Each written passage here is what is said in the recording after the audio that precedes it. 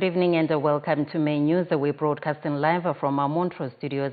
I am Memory Nkwendlovu. Interpreting the bulletin for us in sign language is Susan Masona. Thank you very much for joining us. Let's look at our headlines making the top stories for this evening. Government accelerates the ease of doing business reforms to improve operating environment.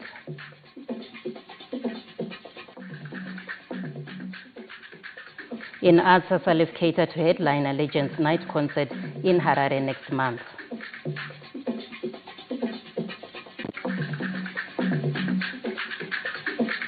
And in sport, Cape United eye Chibuku Cup breakthrough after Zimbabwe draw.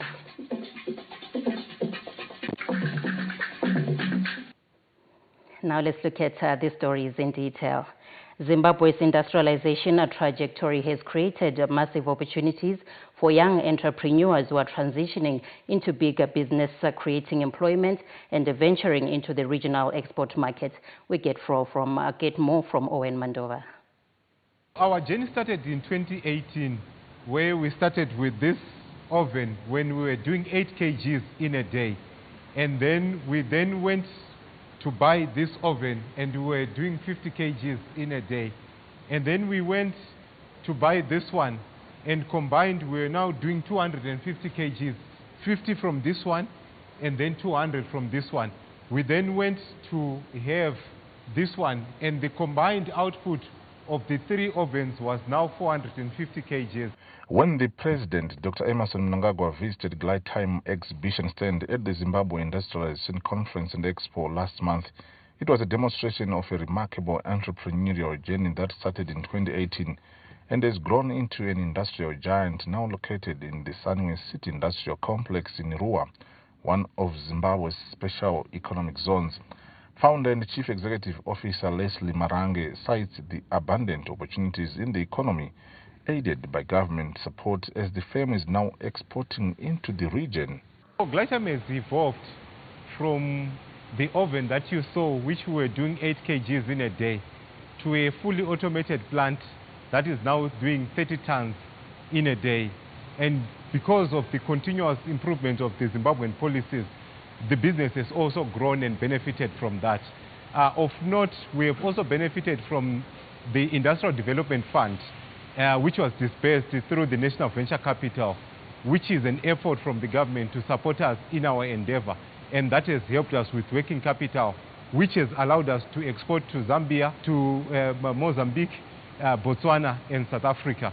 From a backyard firm, the company now boasts of the latest high-tech industrial processing capacity, while also affording opportunities to young graduates, including women. When we are coming from the old plant that you saw, here we now have a fully automated plant where we prepare, we mix the dry ingredients, the wet ingredients together.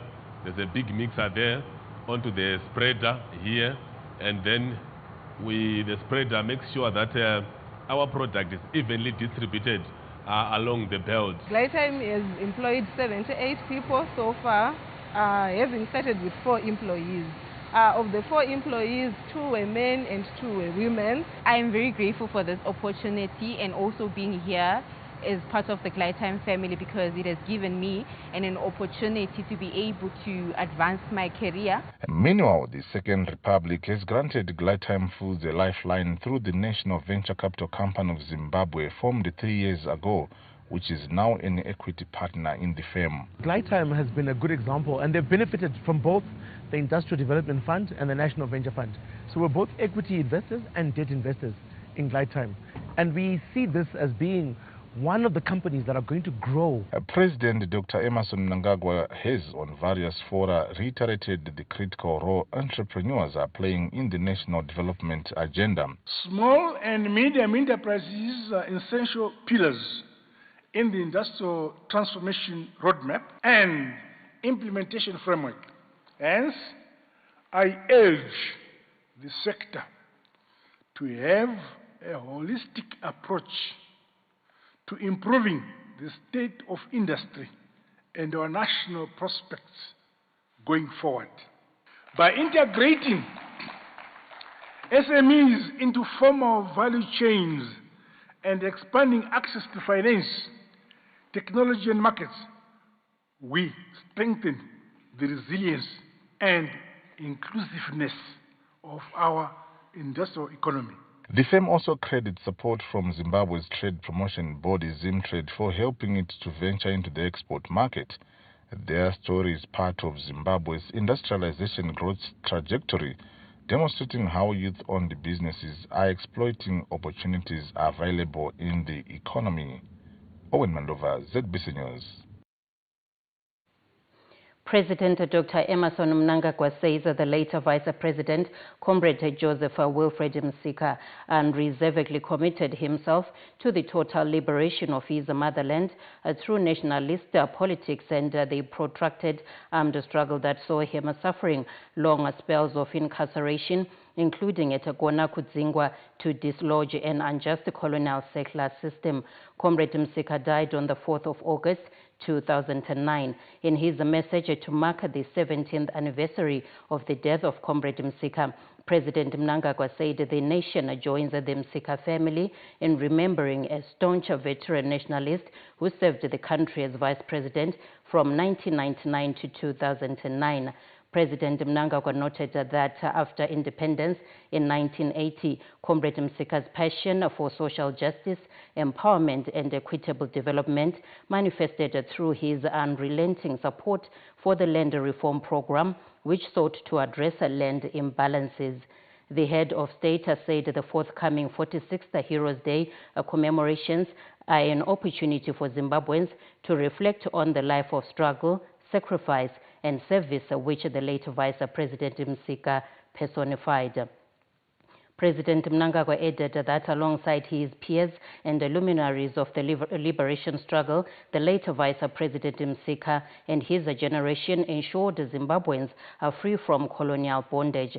The head of state has rallied Zimbabweans to continue upholding the noble values of sacrifice, patriotism, freedom, unity, love and tolerance which Comrade Msika espoused. Government has reviewed licenses, permits, levies and fees in several sectors including agriculture, education, transport and sport as a part of ongoing ease of doing business reforms to improve the operating environment. The 26th Cabinet deliberated on a number of issues ranging from the reduction of fees as a way of addressing the ease of doing business to attract investment in various sectors of the economy, to the harvests that have been made so far, which include grain and sorghum, and the numbers have exceeded 3 million tons, to the legacy projects that are said to be undertaken in light of the 2027 independence celebrations slated for Rutenga. Briefing journalists in Harare, Minister of Information, Publicity and Broadcasting Services, Dr. James Soda, said the reduction of levies is critical to attracting investment in all sectors of the economy.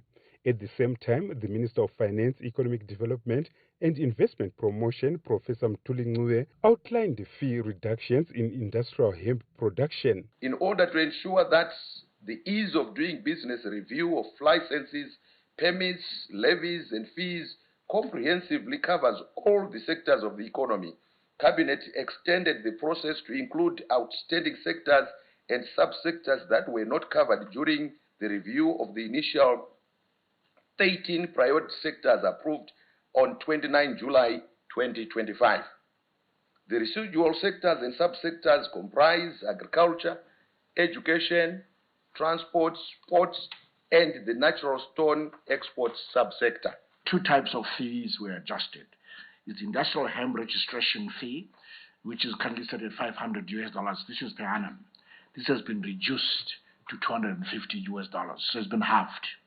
The industrial hemp farmer registration fee has also been reduced from $200 US per annum to $50 US per annum.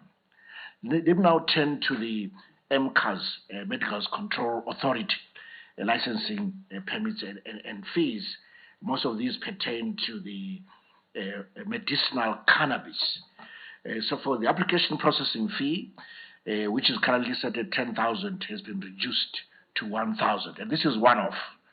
Then the medicinal cannabis The license, which is currently set at 50,000, and this lasts for 5 years, has been reduced to 15,000. Dr. Jemusola stated the number of legacy projects that are earmarked for the 2027 independence celebrations. The nation is being informed that the 47th independence celebrations will be held at Rutenga Growth Point in Mwenezi district on the 18th of April 2027. Accordingly, government identified various projects which will be implemented as part of the legacy projects for the 2027 independence celebrations. The projects include 18 stalled projects that need to be completed, 54 devolution projects, and new legacy projects to be implemented in the host district Mwenezi. The legacy projects will include construction of a 16,000-seater stadium, changing rooms, ablution facilities, construction and furnishing of 16 science laboratories, construction of 39 satellite schools, equipping and solarizing computer laboratories, rehabilitation of Liberation War heritage sites, including Urodzevasikana battle sites, provincial and district heroes acres, the construction of 10 houses for veterans of the liberation struggle in Mwenezi district, and the construction of a youth service and vocational training center, among others. On the agricultural front, government has come up with numbers that are exciting in terms of the harvest that have been made in relation to food security. The progress regarding the various crop hectarage and volumes harvested as at 30 July 2026 is as follows. The total maize area planted increased from 1,813,974 hectares in 2025 to 1,963,292 hectares in 2026, while total production increased from 2,203,556 metric tons to 2,685,021 metric tons, a growth of 17.1%. And the soybean production increased from 52,794 metric tons to 119,067 metric tons, which is a 125% increase. Just over 2.6 million metric tons of maize, over 300,000 metric tons of sorghum. So collectively, just above 3 million metric tons of cereals against our consumption of about 2.2 million of food and feed. So a very healthy surplus, which is reflected now in the increase in the marketed crops. In addressing the ease of doing business reforms, government has shown its commitment towards creating investor-friendly policies which are good for the growth of the economy. Bruce Jawanda, SABC News, Harare. The Grain Marketing Board, GMB, has so far received over 120,000 metric tons of grain this marketing season, with farmers also receiving timely payments for grain delivered to the national silos. GMB Operations Director Mr. Patrick Muzimbiri says that the parastatal is grateful for the tremendous support from the parent ministry and treasury. The Grain Marketing Board has so far received 124,000 metric tons of grains this marketing season. This is 150% more than what we got last year same time. So it's quite a big improvement, massive support from our hardworking farmers, and we appreciate that. Obviously, this is also coming out of the support we are getting from our parent Ministry of Agriculture and the support from Treasury as well, where farmers are being paid every week. We have 1,804 mobile buying points that are available in each ward across the country, and we also have 89 depots across the country, which makes it very easy and convenient for farmers to reach to our facilities. And additionally, the government also supported us with the grain carrier trucks. So we are available for logistics, we are available for storage to mop up all the grain at the convenience of our farmers. Zimbabwe and Serbia are exploring ways of deepening bilateral trade opportunities after the signing of agreements of cooperation aimed at strengthening trade and investment between the two countries. Zimbabwe and Serbia are stepping up efforts to transform their long-standing political ties into stronger economic partnerships. This Tuesday, the Minister of Foreign Affairs and International Trade, Professor Eamon Murwira, met with Serbia's Minister of Trade, where they discussed expanding trade, investment, and business cooperation between the two countries. We used to have an excellent economic cooperation at a time. What we want to achieve right now, something that will be matching our political relations, to really work on expanding our economic cooperation when we speak about the trade, but also about putting our business communities together, giving you a know-how to Zimbabwe for the smart agri concept of the development of agriculture, the use of the new technologies. Speaking about education, education is the precondition for the economic progress.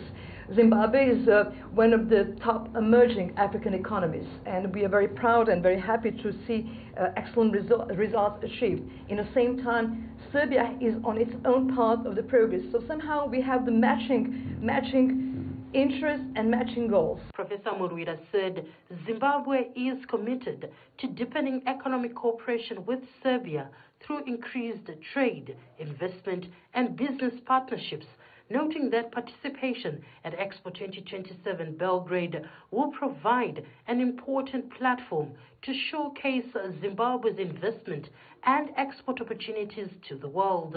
We are now working on the issue of improving the trade between Zimbabwe and Serbia. The political and social cooperation between Zimbabwe and Serbia can be characterized as strong and excellent.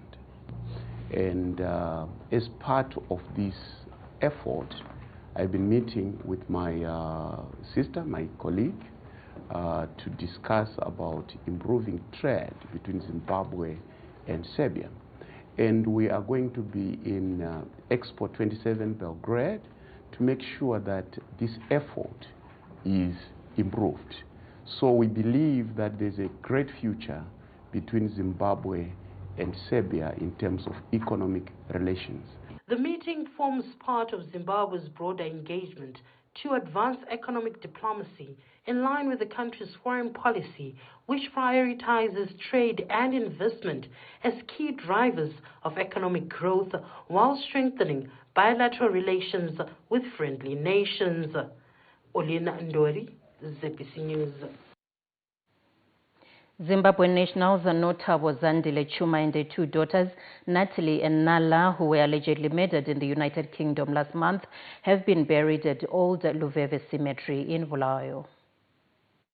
In Gwabalanda, a family said its final goodbye to a daughter and two granddaughters, whose smiles will now live in pictures only. The day began at Brethren in Christ Church in Lobengula, where the church was heavy with hymns of hope and healing.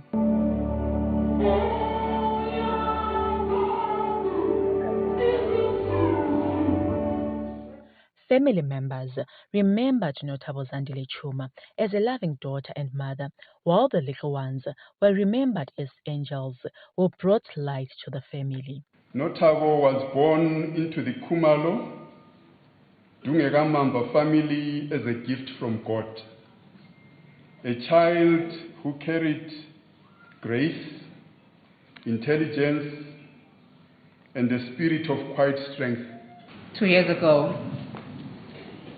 in Muliami, we moved to the UK. Nguye owasamukelayo. Kunzima Nawami, to be speaking about you in past tense. I really cannot believe it. Natalie and Nala were like flowers. There was the planting phase, the day they came into our lives and everything changed. Suddenly, there was more light, more softness, more life in every corner. The family is devastated. We have lost our beloved ones. They have gone too soon, but we have been also told of their faith. And for sure, we can stay faith like Paul to Timothy. He has fought a good fight. Despite the pain, the Chuma family were given a chance to speak.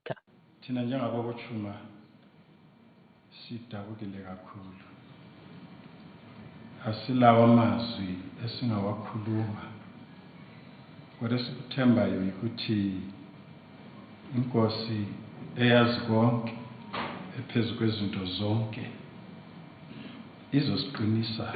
The spirit of Ubuntu was visible as the nation stood with the family in its darkest hour. Let us unite. Let's stand together. Njengabantu bakobulawayo, njengabantu beZimbabwe. To moments like this of unspeakable grief, the thought of burying a child is bad enough, but the thought of burying grandchildren is beyond my comprehension. While notable Zandile Chuma and his two daughters were buried side by side at Old Luveve Cemetery this Tuesday, for the family this is not an ending, but a remembrance carried in love. Lisa Correa, ZBC News, Bulawayo. The Geopomona Waste-to-Energy project continues to grow as a prominent benchmark in modern waste management, with the two delegations from the United Nations and Namibia visiting the site this Tuesday. The World Food Programme, the Food and Agricultural Organization, FAO, and UNESCO are among the 25 agencies that are under the United Nations working in different sectors of the economy to spearhead sustainable development in Zimbabwe. The United Nations coordinator, Dr. Rosemary Kalapurakau, and some of heads of these organizations this Tuesday paid a courtesy call on the special advisor to the president on environmental sustainability and waste management, Dr. Dilish Ngwaya, at his offices in Harare in order to seek collaboration in various areas of cooperation.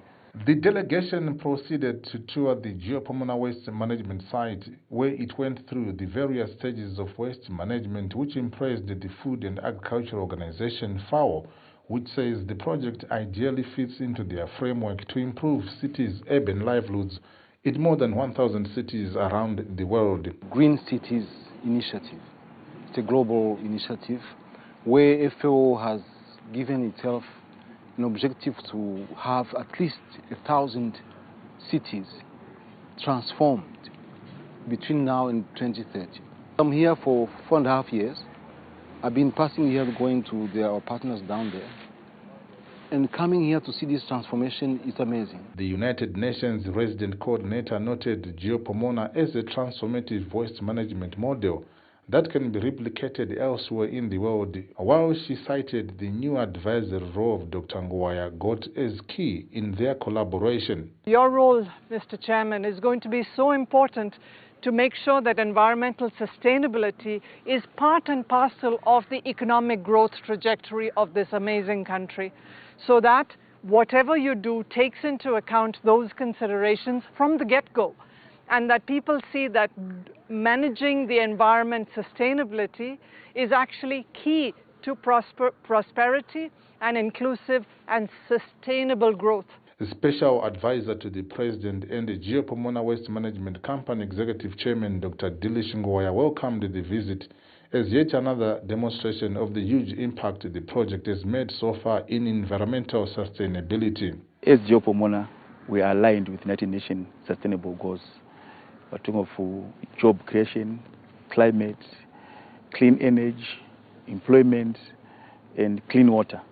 So we're going to cover all the areas in our collaboration with the United Nations here in Zimbabwe. And we also want to expand this to other cities. As they said, they want to partner with us in Bulawayo.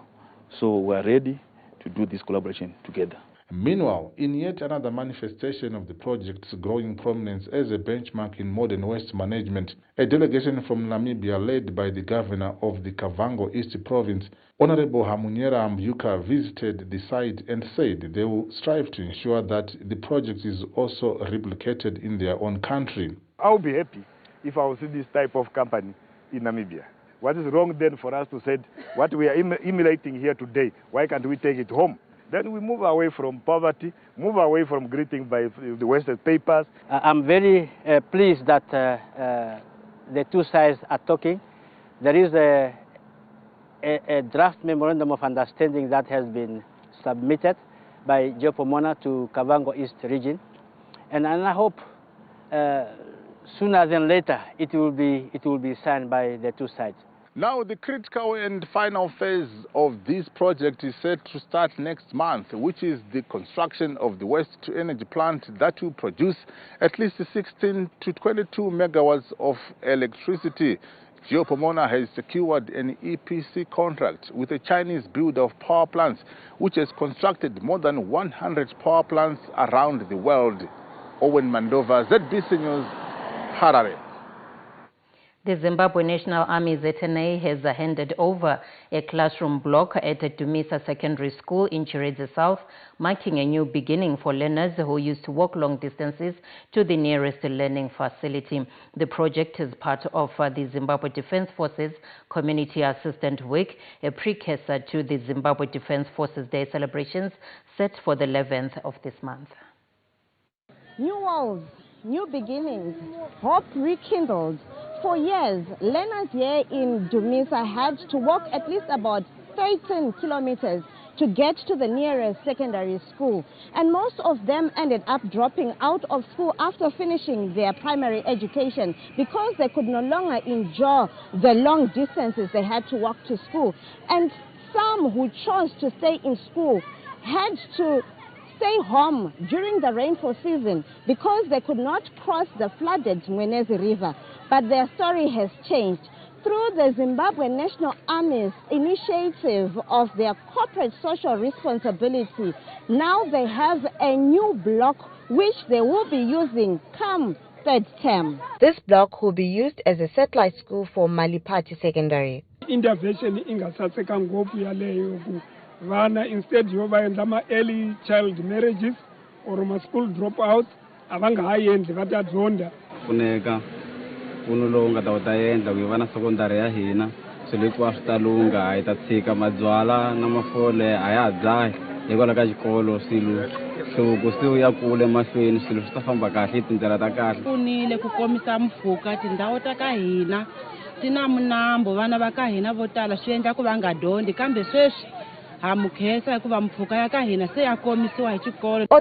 have applauded the Zimbabwe National Army, pledging continued collaborations on infrastructural development. Mauto edu enyika pamusoro pokuva vanodifenda nyika yedu kubva kuvavengi vekunze nevavengi vemuno munyika vanoita zvizhinji kukontribhuta munyaya dzekubudirira kweufumi hwenyika yedu. As a mitigation measure, tiri kuzono make sure kuti taita kuti ive satellite school we possibly explore chiri padhuze Malipati ai government high and then kuti tatora vana vagone kushanda. Commander ZNA Lieutenant General Asha Walter Tafumane says the army is determined to ensure communities are developed. Kwatiri kuenda chinoto expanda kuita secondary school yakakwana chaiyo ine mablocks 9 blocks ekuti every class form 1 to form 4 inenge ine two classes and then there will be water pano magetsi anofanira kuuya chonyatsoita chikoro chinodadisa chenjimbo. This block is more than just a building for learners here in Dumisa, but it is a new beginning for learners here and a bright future secured for the children of Dumisa. This initiative by the ZNA is a testament that when men and women in uniform build, communities grow. Fungai Jachi, ZBC News, Dumisa in Chiredzi. Community-driven wetland restoration initiatives are advancing sustainable livelihoods in Binga district, demonstrating how conservation can strengthen food security and climate resilience. 2 years ago, farmers in Sidinda village here in Binga district were farming in a wetland due to lack of knowledge and also limited options as these people were trying to sustain their livelihoods. Today that has changed. This was made possible by Mannonite Central Committee working with government as they moved this garden from the wetland. As an incentive for removing them from the wetland, a nutritional garden was created which now benefits 63 households in the community with their livestock also getting water from this point.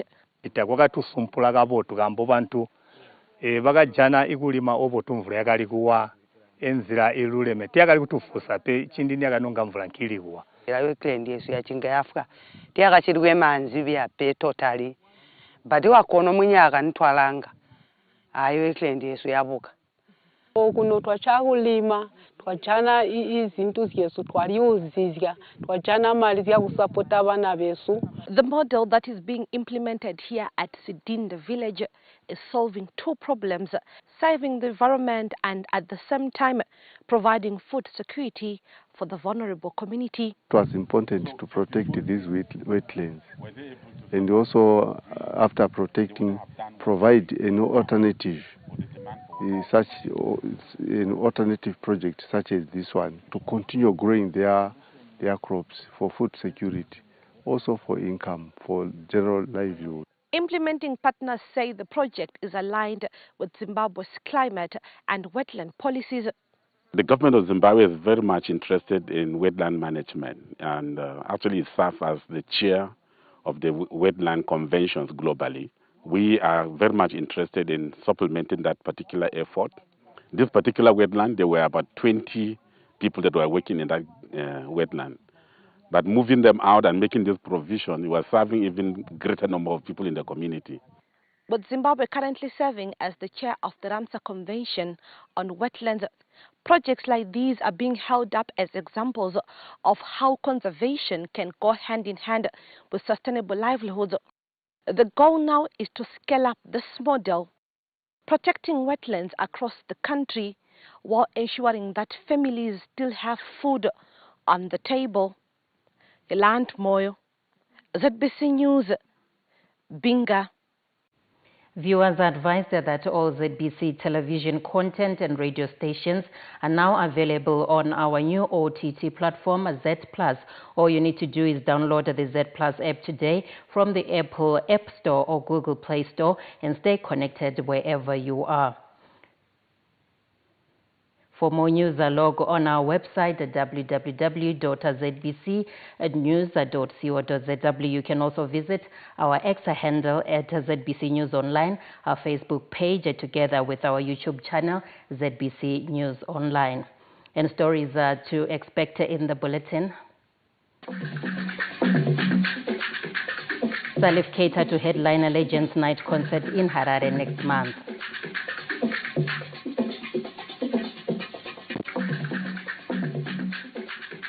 And in sport, Cape United Chibuku Cup breakthrough after Simba Bora draw.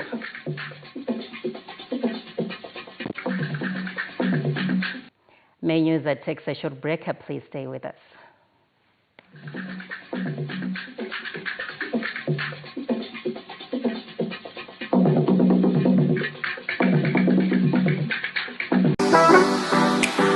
Welcome to National Cranes and Equipment.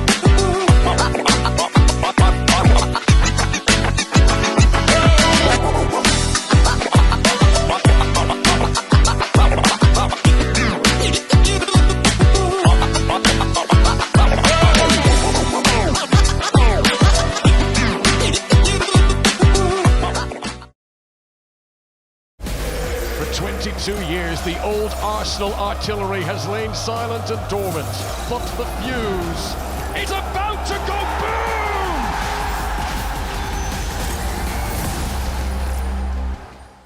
You don't always see growth. Sometimes it feels far away, but then you notice it. When worry leaves a room and doesn't come back.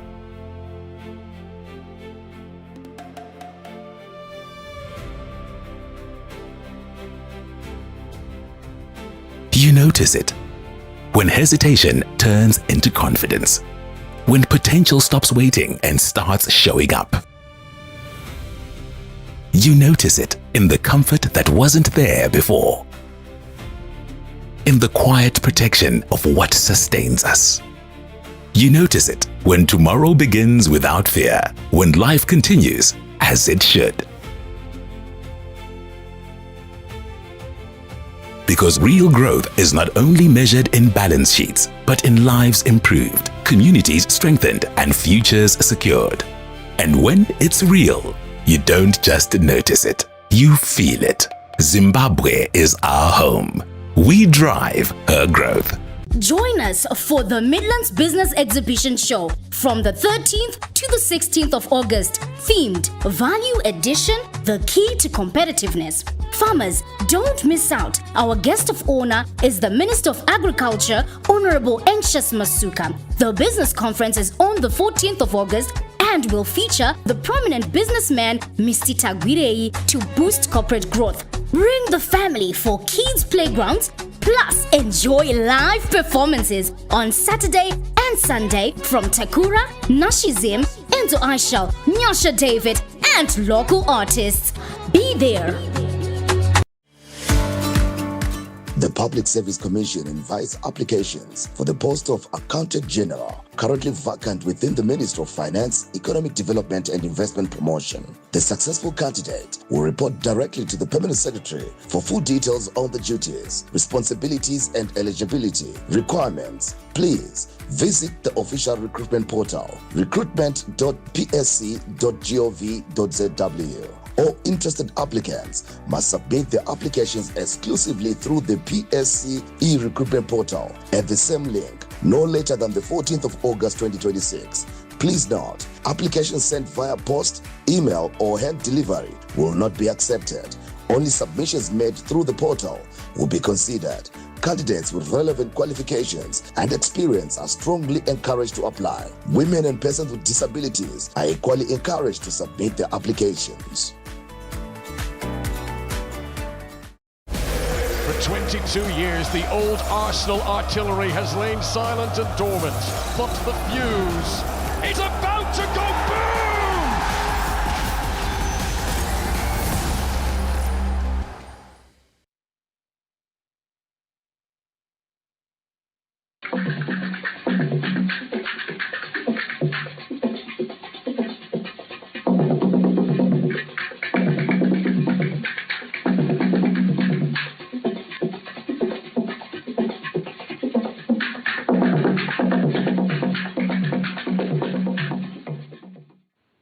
Welcome back to Main News. Thank you very much for staying with us. Beneath the blue sky in the distant lands where mountains stand tall and the birds continue to sing lie the dreams of many who were driven not by envy but by the love of their motherland. In our Heroes feature, survivors of the 26th of February 1979 Boma massacre in Angola, where more than 300 Zebra cadets perished, walk us through events of the fateful day. So after our trip to Angola, where we had gone to assess what government is doing in terms of immortalization and memorialization of the contributions of the gallant sons and daughters of the soil to the liberation of this country, we're talking about the Boma area where more than 300 Zebra cadets perished after they were bombed by the Smiths regime. And we are now tracking down some of the survivors of that massacre to understand what really transpired on the day. And one of the cadets is Comrade Joshua Ngube in Vatanyana in Matowo district. So let's find out what he has to say about this fateful day. That day, the 26th of February 1979, where more than 300 Zebra cadets perished to a Rhodesian airstrike. A jovial character, yet he carries deep scars in his heart, scars of the brutality of the racist Smiths regime, scars that came as a result of dedication to the freedom of his motherland. Mzwana sibhonjwa kwakusekuseni sivela nathi tiye sase si-adresiwe satshela ukuthi namhlanje siyahamba eZambia. Le mota sesiqalile ukuphareta ngale. Ngezwa izegu idesheka. Ithi gugu. Abantu sonke satshaya inkwelo sathi labana bavalelisa idesheka. Ithe ichaye ngale idesheka. Ngawani ngingena ebharakini. Ngezwa ukuthi vuvu lo commander. Owakuthiwa nguTholo. Oyekade egedini. Watutshula amabhunu bamquma la. Amathumbu aphuma ngaphandle. Wathi ngisiyamuphakamisa mina. Wathi comrade ngekele. Mina kusekho lutho ngami. Lina nceda nini abasaphilayo kodwa qhubekela nini ngempi. To imagine that another cadre, Comrade Helat Moyo, who also survived by a whisker, had to carry a skull of his fellow comrade for 2 days after bombardment is too ghastly to contemplate. Lo mfowethu wabuye wazobhonjwa wachaya ekhanda. Ngikuye la mina ngasukuma ngabaleka ke nxa ngibaleka ngisiyale. Kwaba abangu 3 ababuya omunye wachaya ikhanda yaqhumeka la. Wazongichaya lapha evele ayiseyibhodi ngazo kuwa ngithe ngiwile omunye wazobuya wazowela enyaweni zami la futhi wayekwamika ikhanda ngoba iphisi yekhanda yangena ejombeni yami la ngazoyibona kusasa sesibuthi abafileyo njengoba kade sisiqoqa so kuyafika khona khona ukuthi hey ilanga leliyana libuhlungu alisoze liphele kuthi ukuthi lizaphela lami ngokulandela abaningi kuthi ukuthi lapho lizaphela khona ngoba ngathi alikhumbula liyakuzwisa futhi ubuhlungu. As the country continues to honor and remember the contributions by the gallant sons and daughters of this country to the liberation of this country, the Second Republic is on a drive to immortalize and memorialize these places of significance, like Boma in Angola, where more than 300 zebra cadres were bombed by the Smiths regime. Providence Maranelli, ZBC News, Ratanyana. Zimbabwe's drive to end HIV and AIDS as a public health threat by 2030 is being reinforced through a sustained investment in health infrastructure and stronger community partnerships. In Red Cliff, government, traditional leaders and the National AIDS Council renewed their commitment to accelerating HIV prevention, testing and treatment services across Midlands province. Child marriages, drug and substance abuse, and other social challenges continue to fuel new HIV infections, particularly among young people. With the traditional leaders at the heart of communities, government is strengthening partnerships with chiefs to drive behavior change, promote early intervention, and safeguard vulnerable groups. Laws on themselves cannot solve the social ills, cannot solve the problems that we encounter today.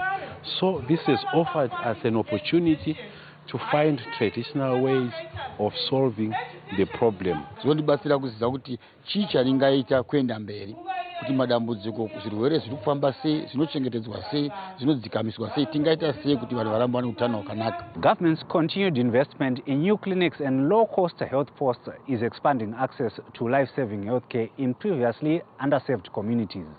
We have adopted what we call health posts as a ministry. So far in Midlands Province, we've constructed 4 health posts in Gokwe North. We've constructed another 4 in Gokwe South. In 2026 alone, we're expecting to construct 2 more in either Mberengwa or in Kwekwe district. Chiefs, we partner with them because they are the gatekeepers of the communities. They discourage these harmful practices like Barika, which may lead into HIV transmission. They also fight against child marriages, where we know the interaction will end up in HIV transmissions. Under the National Development Strategy 2, investments in health infrastructure, strengthened community partnerships, and expanded HIV services are reinforcing Zimbabwe's public health system. Today's meeting resonates with the Second Republic's National Health Strategy, which focuses on strengthening our health delivery system, providing equitable and affordable quality services as we gravitate towards the attainment of an upper middle income society earlier than 2030. His Excellency, Comrade Dr. Emerson Mnangagwa, is seized with transforming health service delivery as a fundamental pillar propelling innovation, modernization, and industrialization of the economy. Having become one of the first countries in the world to attain United Nations AIDS 95-95-95 HIV targets, attention is now shifting towards sustaining those gains and ending HIV as a public health threat by 2030. Wellington Makonese, ZBC News, Kwekwe. As the Second Republic steps up inclusive developmental trajectory in once marginalized communities, key life-changing projects are taking center stage. The latest is the commissioning of a Kennebec clinic in Ward 8 of Umguza district in Matabeleland North Province. This is the dawn of a new era for this community, with healthcare now within arm's length. Kennebec Clinic in Umguza Ward 8 is not just a health facility, it is hope restored. Siyabonga ihulumende yethu isincedile kakhulu ngokuthi isibhedlela ade sisihambela umango omkhulu kakhulu sisiya phambi kwakobhinisi khonale besihamba umango omude siswele izimali siswele okunene ukuthi siye eklinikhi. Siyabonga ubaba upresident usenzele kahle ngokusivulela iklinikhi eduze. Besingena klinikhi besihamba eRedudu kuward 9. So imali zogada ini abanye babe siyathola amaphilisi njani begcine besehluleka ukuhamba ngoba sebesingela mali transport. With the new health center being unveiled, locals have also been urged to ensure good stewardship of the facility.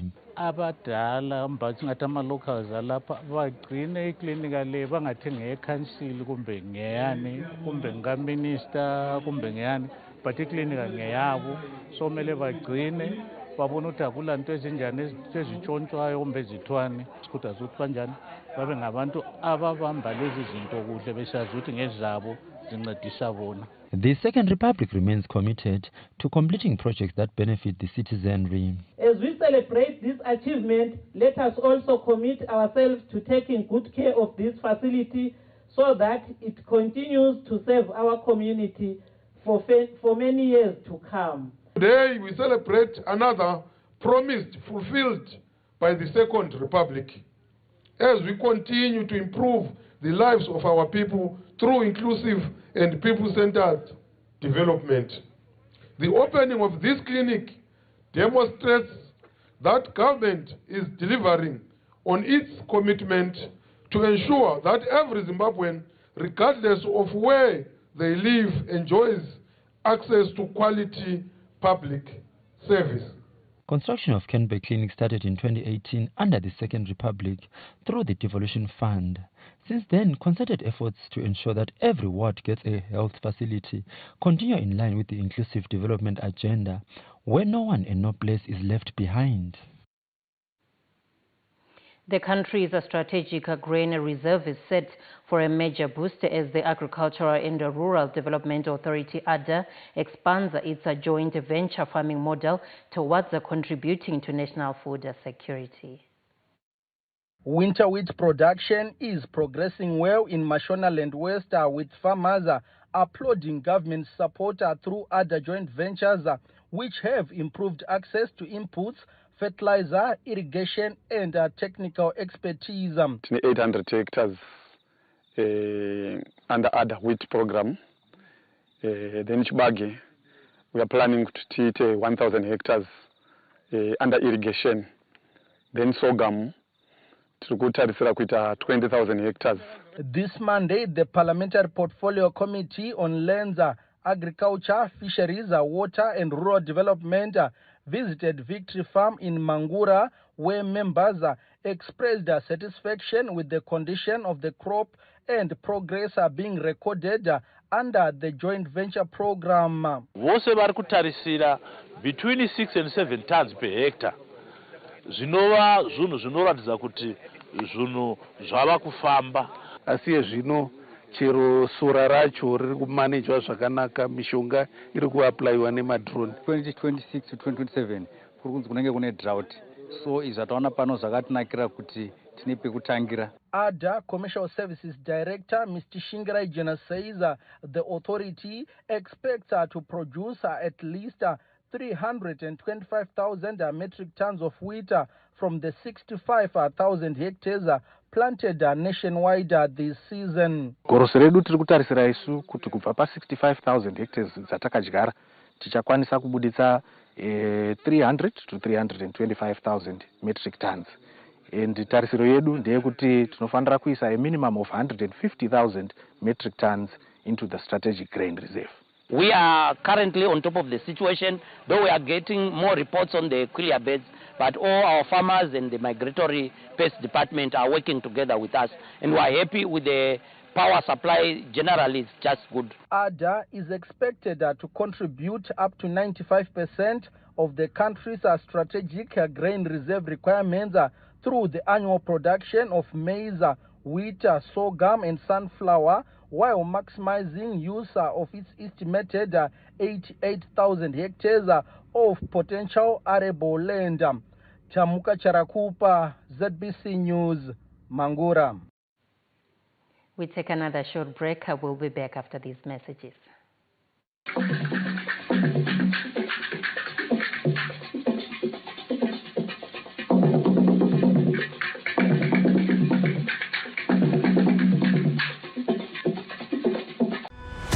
Zimbabwe's biggest agricultural and business showcase is back. From 24 to 29 August, experience ZAS 2026, powering growth, where agriculture, technology, and commerce converge as Zimbabwe celebrates innovation, investment, and enterprise. Make sure your brand is seen, heard, and remembered. Advertise with ZBC and enjoy unbeatable exposure across television, radio, digital, and social media. Reach every province, reach every market, reach Zimbabwe. Book your ZAS campaign today. Contact Mildred 0712 831 177 or Thelma 0776 413 261. Email marketing@zbc.co.zw. ZBC, Zimbabwe's #1 broadcast partner.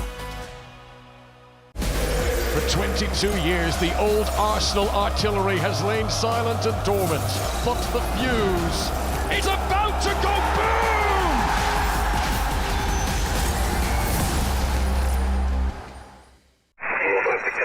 Every day, millions of moments travel through the air. A call home, a payment made, a lesson learned, a life saved. But behind each moment is something steady, something quiet, unseen, unshaken, powering connection, supporting lives. This is Econet Infraco, Zimbabwe's largest private infrastructure group, comprising towers, power, and real estate. We build and operate the essential systems that hold the country together with scale, certainty, and purpose. We bring together 3 powerful engines of progress under one roof. Towers that carry the signal, clean energy that keeps it alive, and foundations that hold it all in one place. Because behind every connection, every transaction, every step forward, there's a quiet force. Econet Infraco, built for resilience, designed for growth.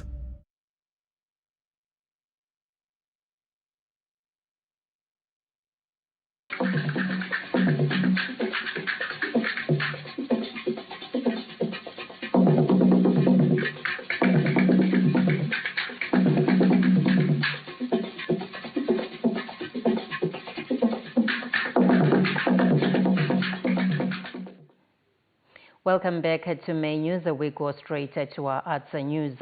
Revered Malian singer and songwriter Salif Keita, affectionately known as the Golden Voice of Africa, is set to headline the Legends Night concert to be held at Alexander Sports Club on the 26th of next month.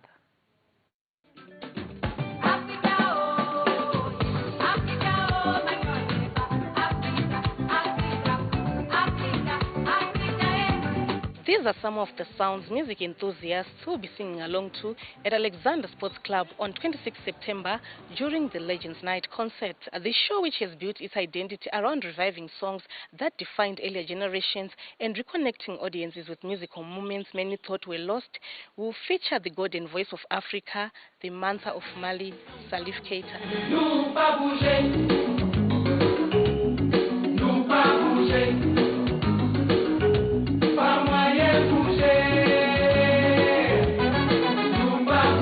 This year we've managed to get a guest musician from Mali, who's Salif Keita, who is nicknamed the Voice of Africa and is going to be coming to join in Total Band on stage for the first time. So this is now the Legends Night Africa. We have broadened it and we're now saying Africa has come and unite, and we're bringing in so many artists, including the legendary Leonard Shakata. Legends Night has drawn a cross-generational audience, from young listeners discovering classics to older listeners reliving their youth. Colette Msanyera, ZBC News, Harare. Creatives in the film industry had an opportunity to explore emerging content formats such as microdramas, which are increasingly becoming popular on digital platforms, at a masterclass held in Harare this Tuesday. Local creatives converged in Harare this Tuesday for a masterclass on how to produce microdramas, which are gaining traction on online platforms. The training program, organized through a partnership involving the Ministry of Information, Publicity and Broadcasting Services, Zimbabwe Film School of Southern Africa, ZIFTESA, and the Zimbabwe Broadcasting Corporation, seeks to strengthen television production and content development. Microdramas are perhaps the fastest growing genres of content production in the world. So we thought it ideal to capacitate Zimbabwean content creators to learn this genre of content creation and filmmaking, and see if they can actually start monetizing and making money from this specific genre. The masterclass was facilitated by industry experts from the country and beyond, including consultants with experience on major international platforms. One of them was South Africa-based Leroy Gopal of the Yellow Card fame. Sevanhu vakabvawo kure tichizviita zvinhu zvemafirimu.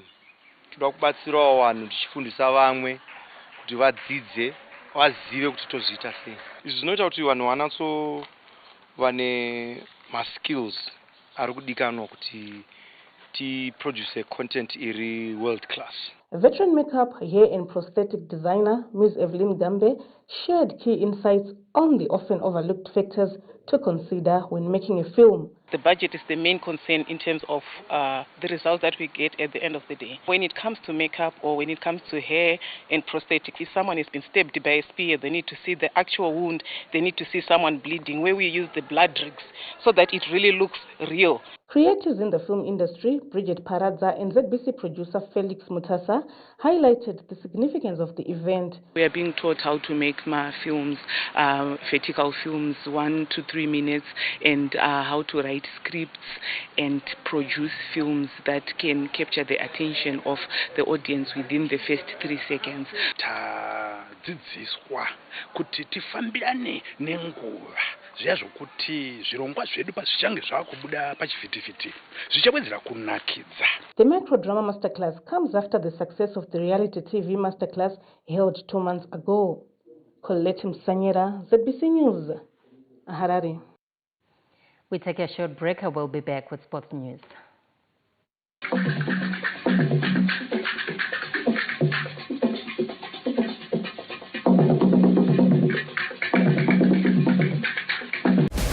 For 22 years, the old Arsenal artillery has lain silent and dormant, but the fuse is about to go boom!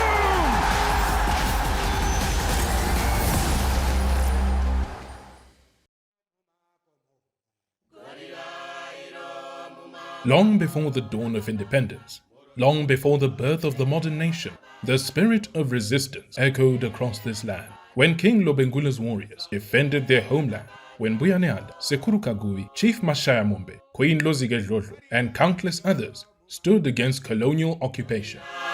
Generations later, young men and women left their homes and families. Some joined Zipra, others joined Zanla. They all carried the same dream. A sovereign Zimbabwe, a nation where every citizen could determine their own destiny. Many paid the ultimate price. Their sacrifice gave birth to the Zimbabwe we proudly call home. Today, under the Second Republic, the nation continues to pursue the aspirations for which our heroes fought.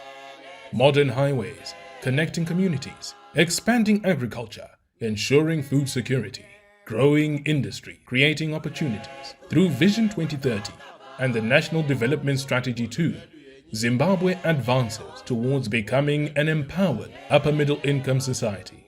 These achievements are more than development. They are the fulfillment of a promise that freedom would lead to progress. This Heroes Day 2026, His Excellency President Emmerson Dambudzo Mnangagwa will preside over the National Heroes Day commemorations and deliver the state address under the theme, Lest We Forget, as we reflect on the sacrifices of our liberation heroes and the journey towards a prosperous and empowered Zimbabwe. As the sun sets, the nation gathers once more in celebration. The Heroes Music Gala brings Zimbabwe together through music, culture, and remembrance. Come, let us honor our heroes together.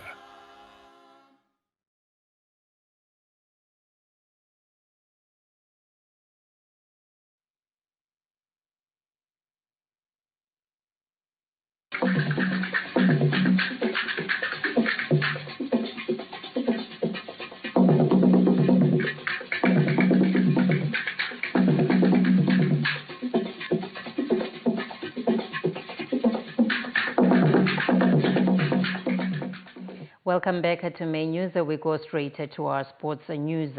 Harare Giants, Caps United, believe their long wait for Chibuku Super Cup glory could finally come to an end this season after being drawn against the Simba Bora in the first round draw in Harare this Tuesday. For over a decade, the Chibuku Super Cup has remained one major domestic trophy missing from Caps United glittering cabinet. Since the competition's reintroduction in 2014, the Harare Giants have repeatedly fallen short despite their rich knockout pedigree that has earned them Zimbabwe's Cup Kings. Now, after another frustrating Kasolaga Premier Soccer League campaign, Makepekepe believe the time has finally come to end the wait. It has been a very difficult tournament of late. We have not been doing well, but this season, this edition, we promised to do well. My team has been doing very well this season. And the expectations as we started the league were very high. So this is a chance, a platform for my team to appease its fans and all the stakeholders. The showdown against Simba Bora headlines a compelling round of 16 schedule that promises fireworks. League champions Scotland have been handed arguably the toughest assignment of the round against FC Platinum in a clash between two contenders. Defending champions Dynamos will begin the defense of their crown against winners of Wednesday's preliminary round clash between Tier 1 and Triangle United. Highlanders face city rivals Chicken Inn in another blockbuster encounter where Hard Rock entertain Blaaway Chiefs. Rangers will take on FC Hunters, engage the Platinum Stars, meet the PC Kariba, and Moors await the winners of the tie between Agama and Manica Diamonds. The Green Machine will begin their quest for glory next week when they face Simba Bora, while other first-round matches will be played over the weekend of 15 and 16 August. Lawrence Tresera, ZBC News, Harare. Zimbabwe Women Premier Soccer League champions Herentals Queens have been handed a tough draw in the CAF Women's Champions League COSAFA qualifier after a draw conducted in Gaborone, Botswana this Tuesday. The students have been drawn in a difficult Group A alongside host and defending champions Gaborone United, Zambia's Zescondola Girls, and Lesotho Defense Forces. Gaborone United headed into the tournament as one of the favorites after reaching the last two finals, winning the title last year, and will also enjoy home advantage. Zescondola Girls, runners-up in last year's competition after losing in the final on their tournament debut, will be aiming to go one better this year. Lesotho Defense Forces return for their third appearance in the regional showpiece and will be hoping to progress beyond the group stages for the first time. Herentals Queens will be seeking to improve on their best finish of 4th place in 2020 2024 when they lost to Gaborone United in the third place playoff. Group B features two-time champions Mamelodi Sundowns of South Africa, Mozambique's Costa do Sol, Eswatini Debrecen and Nsingizini Hotspur, and the Malawi champions Silver Strikers were also making their first appearance.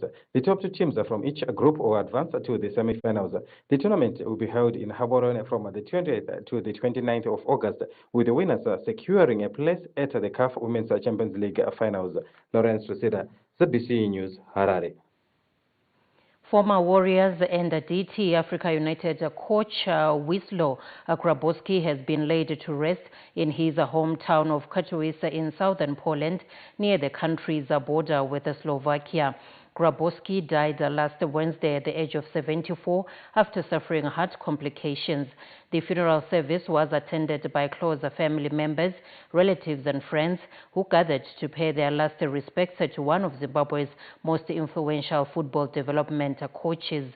The Polish-born mentor left an indelible mark on Zimbabwean football through his work at DT Africa United, where he nurtured some of the country's finest footballers, including former Warriors, Captain Norman Mapeza, Caps United legends Lloyd Chitembwe and Alois Bunjira, as well as the defender Dixon Choto, among others.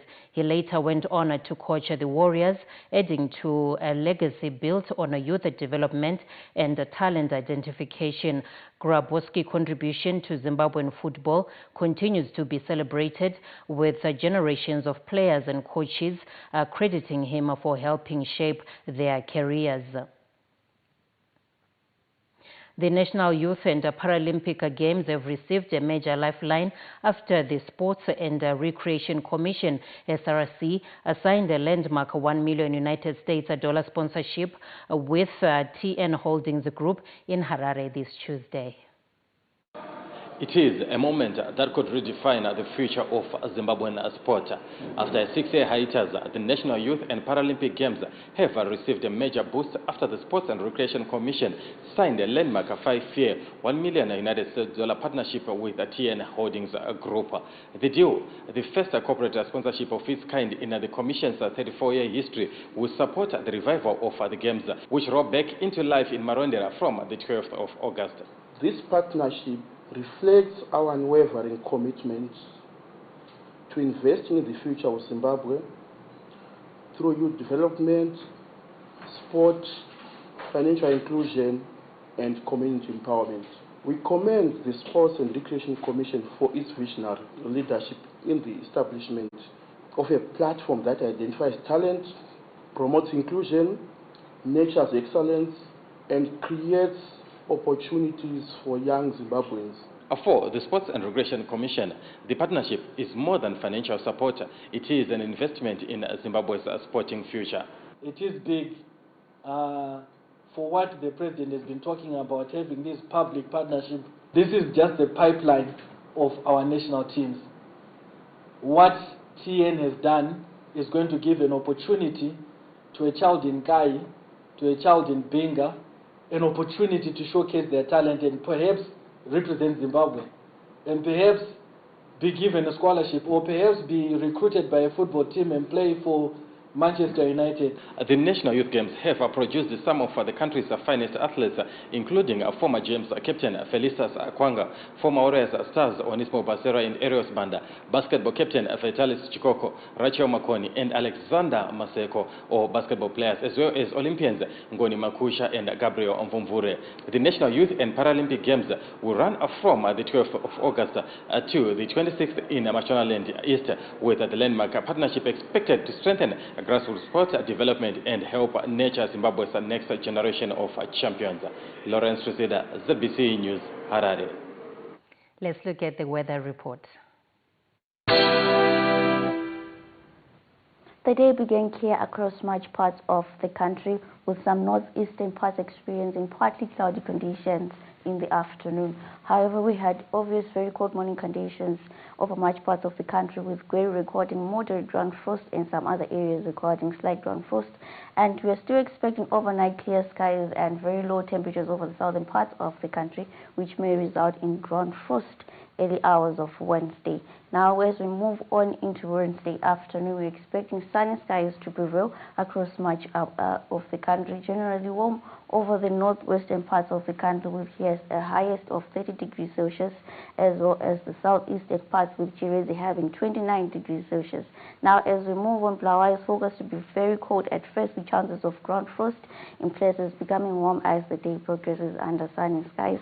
Moving on, Matopo is cold at first, with chances of ground frost in places, warm as the day goes by under sunny skies. Uganda as well, sunny conditions to prevail throughout the forecast period, though mornings and nights should remain cold with ground frost in places. Masvingo, partly cloudy conditions expected on Friday, though mornings should remain cold. Gweru as well, the Midlands, moderate ground frost to be expected throughout the forecast period, with partly cloud conditions coming in on Friday. Mutare, sunny skies to prevail, very cold at first with warm afternoon conditions throughout the forecast period. Same applies for Nyanga, the Eastern Highlands, very cold with moderate to slight ground frost. Maronde as well, sunny skies to prevail throughout the forecast period, though mornings should be cold with warm afternoon conditions. Harare, sunny skies to prevail as well throughout the forecast period, though mornings should be cold with chances of ground frost. Kwekwe as well, it should be cold in the morning, becoming warm as the day progresses, temperatures dropping towards the evening again. Kadoma as well, sunny skies to prevail, though it should be cold at first and towards the evening. Now, as we move on, we're still expecting cold morning conditions for Chinoi, with warm daytime conditions under sunny skies throughout the forecast period. Now, as we move on, Lupani, partly cloud conditions from Thursday afternoon into Friday, though it should be cold at first and towards the evening. Pindura as well, sunny skies to prevail under warm daytime conditions. Victoria Falls to the northwestern parts of the country, cool in the morning, becoming warm by the afternoon under sunny skies. Kariba as well, very warm conditions are expected, though mornings and evenings should remain cool. That's all weather news tonight. Thank you.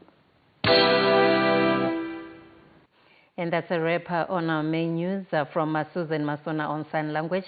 Myself, Memory Nkwendlove, and the entire ZBC News. It's pleasant viewing.